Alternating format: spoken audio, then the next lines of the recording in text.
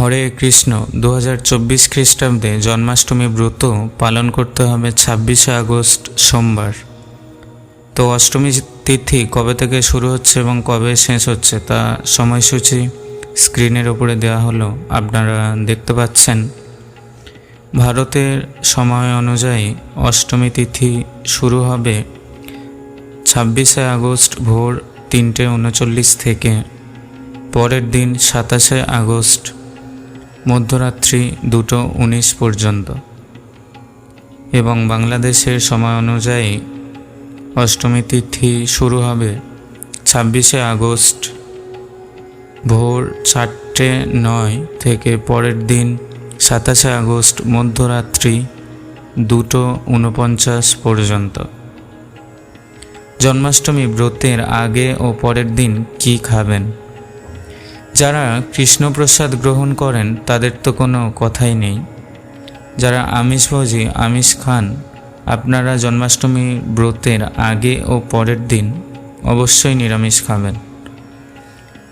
জন্মাষ্টমী ব্রত কিভাবে সহজে পালন করবেন?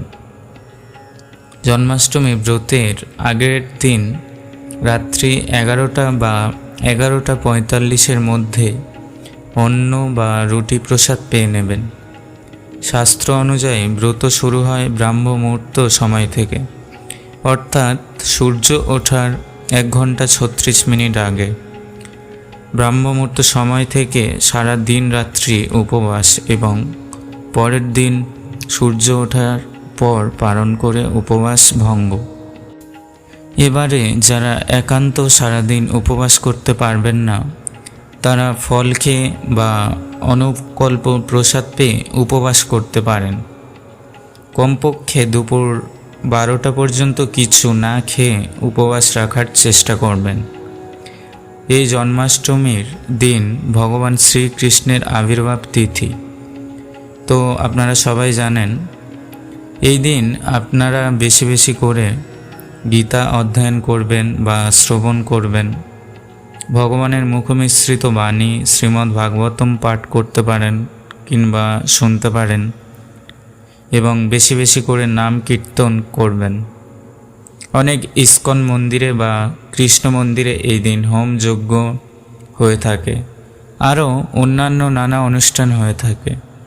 আপনারা নিকটবর্তী কোনো ইস্কন মন্দির বা কৃষ্ণ মন্দির আপনাদের আশেপাশে থাকলে অংশগ্রহণ করতে পারেন। এই দুর্লভ মনুষ্য জীবন সার্থক করতে অবশ্যই এই জন্মাষ্টমী ব্রত ছোট থেকে বড় প্রত্যেকে পালন করবেন। হরে কৃষ্ণ।